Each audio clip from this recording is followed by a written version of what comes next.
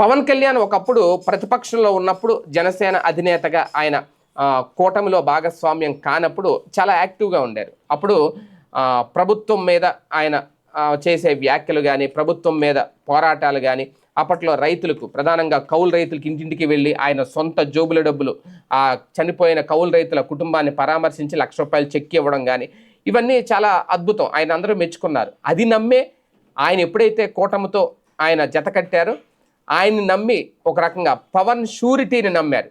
ఒక రకంగా చెప్పాలి అంటే పవన్ కళ్యాణ్ గారు ఆ మేనిఫెస్టోలో, తెలుగుదేశం పార్టీ విడుదల చేసిన మేనిఫెస్టోలో, ఉమ్మడి మేనిఫెస్టో 2024 అని ఏదైతే ముద్రించారో, చంద్రబాబు నాయుడు గారి ఫోటో పక్కన పవన్ కళ్యాణ్ గారి ఫోటో ఎప్పుడైతే పెట్టారో, ప్రజలు బాబు గారిని నమ్మని వాళ్ళు కూడా పవన్ కళ్యాణ్ వల్ల ఈ పథకాలు అమలు చేస్తారేమో, ఈ మేనిఫెస్టో అమలవుతుందేమో అని పవన్ ఇచ్చిన షూరిటీ ఏదైతే ఉందో దాన్ని నమ్మారు.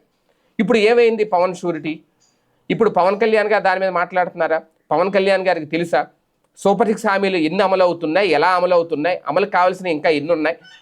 కనీసం ఆయన ఆ మేనిఫెస్టోని ఇప్పుడు అమలు అవుతున్న పథకాలని ఏమన్నా బేరీజ్ వేసుకుంటారా? కూటమి ప్రభుత్వంలో ఉన్నారు కాబట్టి మాట్లాడరు. ఖచ్చితంగా అద్భుతంగా చేస్తున్నారు అనే అంటారు. చంద్రబాబు నాయుడు గారు చాలా అద్భుతాలు చేస్తున్నారు, రాష్ట్రం అద్భుతంగా ఆయన చేతుల్లో అయితేనే డెవలప్ అవుతుంది, ఇలాంటి అనుభవజ్ఞుడు కావాలి అంటున్నారు. కానీ సంక్షేమం విషయంలో ఆయన షూరిటీ, ఆయన నమ్మి చాలామంది ఓట్లేశారే, రేపొద్దున దానికి ఏం సమాధానం చెప్తారు? రేపొద్దున ఆయన కూడా పర్యటనలు మొదలు పెడతాను అంటున్నారు, జిల్లా యాత్రలు మొదలు పెట్టబోతున్నారు అనేది. 26వ తేదీన బాపట్ల పర్యటన ఏదో అలాంటి చోట్లకు వెళ్ళినప్పుడు ప్రజలు కనుక ఆయన నిలదీస్తే, ప్రశ్నిస్తే ఏం సమాధానం చెప్తారు అనేది చూడాలి.